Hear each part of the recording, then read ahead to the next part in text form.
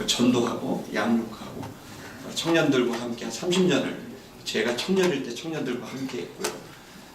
그 과정에서 이제 제가 캠퍼스를 떠나지 않고 그중에서 저희 초점 자체는 하나님의 일꾼들을 좀 세우자 이런 차원에서 제가 사역을 쭉 해왔습니다. 제가 최근에 이제 암이 두 번째 와서 지금 현재 제가 후두암 투병 중에 있고요. 그리고 이제 좀 몸이 지금 가장 좀 이제 안 좋았다가 좀 좋아지고 있는 그런 상태였습니다. 서울대병원에서 이제 치료를 받으면서 두 번째 암이고, 그리고 이제 저한테는 이제 사역에 대한 30년을 지나고 나니까 그 어느 때보다도 사역에 대한 이제 간절함이 생기고 제 삶에 대한 그 간절함이 이제 생기게 됩니다.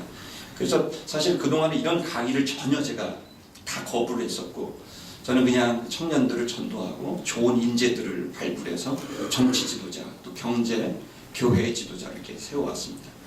뭐 간증을 한다면 좀 여러분이 잘 모르시기 때문에 간단히 여러분에게 이제 그동안 했었던 일을 말씀을 드리면은, 이제 종합대학교를 하나 설립한 적이 있고요. 중고등학교를 설립한 적이 있었고 초등학교도 설립한 적이 있습니다. 그리고 교회를 19개를 개척을 했습니다. 그동안 계속해서 교회를 개척해 나가고 있고요. 그보다 더 중요한 것은 지금까지 이제 캠퍼스에 있으면서 71개의 총학생 회장과 여학생 회장을 이렇게 배출하면서 그동안 거기에 출신들이 이제 정치나 경제, 실제로 국회의원이나 또 서울시 의원이나 등등 해서 활동을 하고 있는 제자들이 있습니다. 이런 얘기를 제가 이 자리에서 아마 처음 하는 걸 것이고, 이제 제가 다음 주부터 제가 다니면서 다음 주에 이제 부산 경남 지역의 기독교수협의회 거기 수련회 가서 그런 자리를 제가 다 거부하다가 제가 이제 어쩌면 저한테 시간이 많이 없을 수도 있겠다 이런 생각이 들고, 또 다급한 이제 국가의 현실과 또 한국의 현실을 이제 보면서 이거는 정말 우리 리더들하고 함께 나눴으면 좋겠다라는 생각을 가지는 마음에서 여러분에게 이제 나누려고 합니다. 캠퍼스는 현존하는 미래입니다. 그리고 현존하는 미래를 넘어서 지금 현재는 실제로 이제 국가가 또 민족이 바뀌고 그 민족과 국가의 사명을 이루기 위해서는 가장 첫 번째로 이제 그 힘을 쏟고 힘이 일어나는 것이 이제 캠퍼스입니다. 예수님도 20살 20대의 청년들과 함께 일어났고 동서고금을 막론하고 모든 새로운 시대를 열어가는 사람들의 시작은 그 출발점은 이 젊은이들에게 있습니다.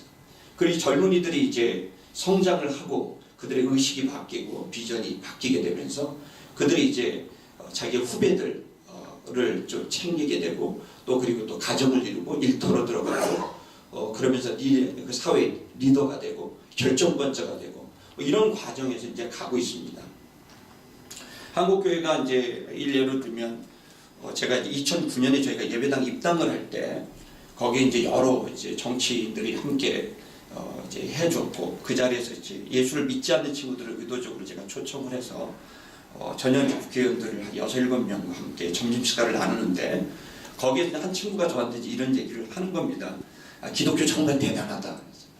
저 입당 예배에 너무 감격스러워서 청년들이 이제 몇백 명이 이제 예배드리고 그러니까 감격스럽다 그 얘기인 줄 알았더니 밥을 먹다 하는 소리가 정말 기독교 대단한데 뭐가 대단하냐면 니네들은 매주마다 학습하지 않냐. 그리고 니들 다 10분의 1을 또 헌금하지 않냐.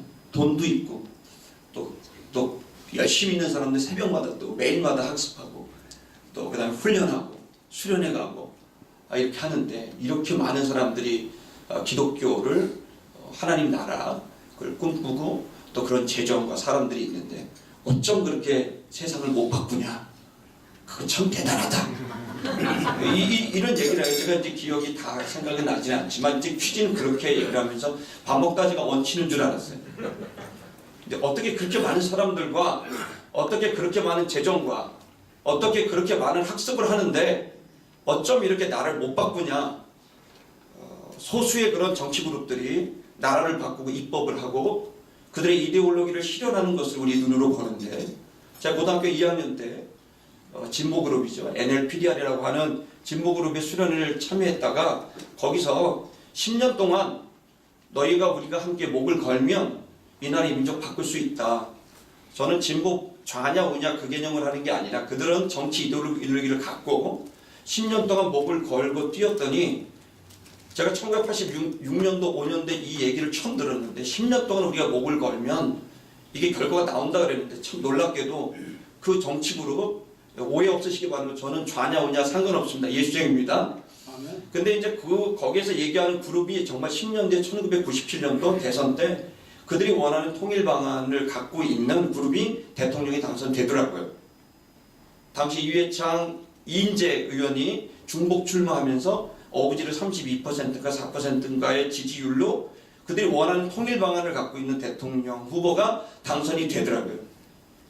저는 이제 그 10년 뒤에 그 일을 보고서 제 마음에 도전을 받았어요. 아, 저 그룹들은 그 소수였는데도 정말 목을 걸고 10년을 하니까 그들이 원하는 지도자를 세웠구나. 나라를 바꾸네. 그 이후에 그들이 원하는 대로 이제 방향을 갖고 가고 있죠. 저는 예수쟁이기 때문에 제가 지금 고민하고 어려워하는 것이 뭐냐면 그 소수의 복음도 아닌 절대 진리도 아닌 이데올로기를 갖고 있는 사람들이 10년을 목을 걸고 자신의 모든 전존재를 던져면서 나라 입법 체계를 법의 체계를 바꾸고 행정의 체계를 바꾸고 국가의 방향, 통일 방안을 결정하는 이 상황들을 보면서 그것이 어떠되든 떠나서 우리는 기독교는 뭐 하고 있나?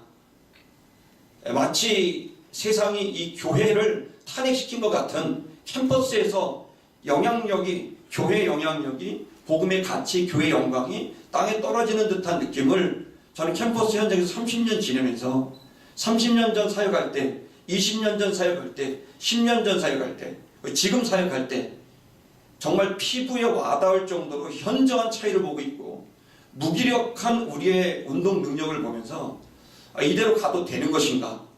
캠퍼스가 현존하는 미래라면 10년, 20년 뒤에 대한민국에서 한국교회 위상과 역할은 어느 정도일까? 고민하지 않을 수가 없게 된 겁니다.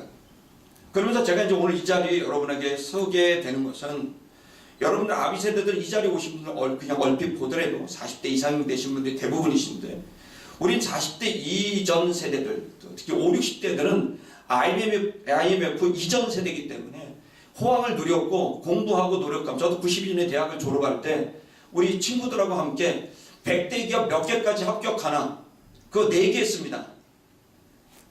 4개 할 정도로 많은 합격이 그냥 됐습니다. 일할 곳이 많았던 거죠.